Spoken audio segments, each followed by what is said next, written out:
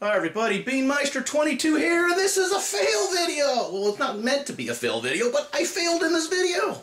This is my first attempt of using tilt-shift photography to miniaturize things. And if you don't know what that is, just look it up. I don't want to have to explain the whole thing to you right here. But essentially, in the video movie making world, this is what's funny about tilt-shift photography and using it for miniaturization. People take miniature sets and they try to portray them as life-size and full-size things in movies.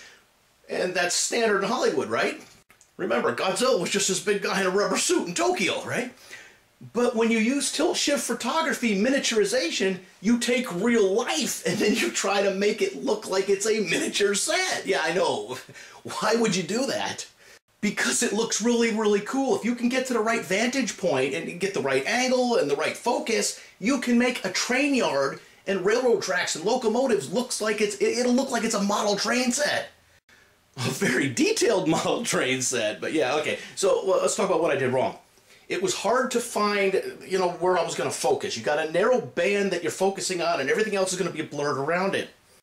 This effect can be done several ways. One, you can do it with a tilt-shift lens. What I did is I couldn't afford a tilt-shift lens for my Panasonic camera, so what I did is I bought a tilt-shift lens adapter. That was like, a couple $100. And then I put a Nikon lens. See, this was an adapter. It went from the Micro Four Thirds, which my camera is, and then I had some access to some other standard Nikon lenses, and so that's what I went. They don't make, or I haven't been able to find a Micro Four Thirds to a Micro Four Thirds. So it adapts, it goes from this to that, or from this to Canon, or this to that. So, and currently the Micro Four Thirds is common with the Panasonic and I think Olympus cameras. So in order to make it work when you're using it, you have to adjust the focus. You have to, you get a 45-degree angle. I'm thinking you got to get it at a good steep angle to make it look like you're a giant and looking at something that's miniaturized. Now there's two other ways to do it. Really quick, you can do it in I don't know, Photoshop or whatever Adobe program you can do it, but I don't think it looks as good, and there's some YouTube channels out there that are using that. And some of the newer cameras actually have in there a feature called Miniaturize, and it will do it. But let's not talk too much about that. Let me just tell you what I did wrong. Wrong angle.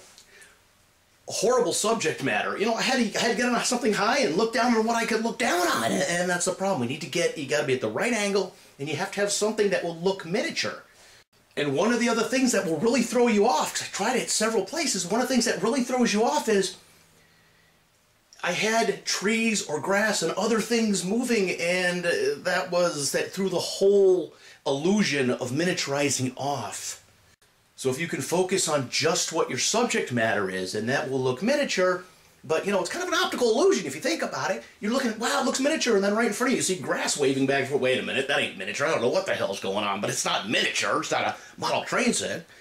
So remember, proper angle, probably about a 45-degree angle, looking down on something from a high vantage point. You gotta have, pay attention to wind and other things that are moving, and the content, it has to be good subject matter. So yeah, we're going to have to keep practicing. But I wanted to put this first failed one up because, I was really excited. Why did I want to do the tilt-shift photography miniaturization thing? Have you seen that movie Game Night? Well, in the movie Game Night, where it shows them flying over the neighborhood and everything looks kind of drawn and almost cartoony and miniaturized, and then bam, people get out of cars in front of the house. That was pretty cool. And man, how did they do that effect? And then I looked it up and I talked to people and bam, that's why I'm now getting into tilt-shift photography. From the look-sees I've taken around YouTube, there's a couple channels that do it, and there's something, since it is an optical illusion, back to the content. You look at something and they have it and it looks miniaturized and it's, blurry around the edges and it's focused on something good, and then they have people. See, when you see people, you say, oh, it's not a miniature.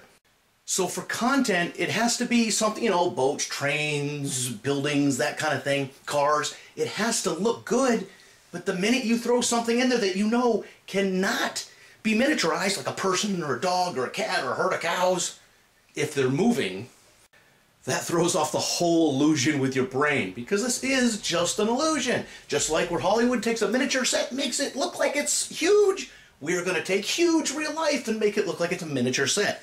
At least that's the goal. All right, so you ever heard of miniaturing and tilt shift photography? You know, look it up. You'll see some cool videos online. All right, so leave your comment. Maybe not on my channel yet, right? All right, so leave your comments in the comment section. As always, thanks for watching.